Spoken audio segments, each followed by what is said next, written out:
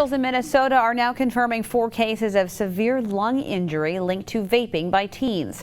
This after more than a dozen similar cases have been reported in Illinois and Wisconsin. Kent Erdahl sat down with one of the doctors treating the teens.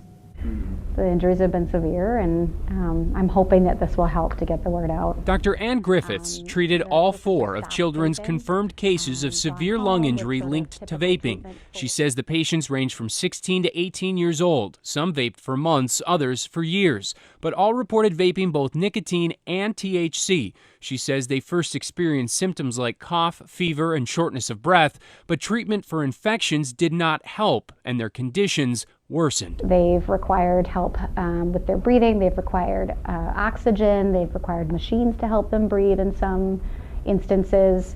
Really ill. Is there reason to believe that this isn't going to go away? There's a real worry for long-term damage. So is this something that you believe might be more prevalent even than you're seeing? Absolutely. Absolutely. Yes. We are in contact with the CDC. Minnesota's tobacco control manager has already issued statewide alerts about the danger of nicotine addiction posed by e-cigarettes after a state survey found 1 in 5 kids reported using them. Now, if indeed it ends up being lung damage, lung injury, that takes it to a whole new level.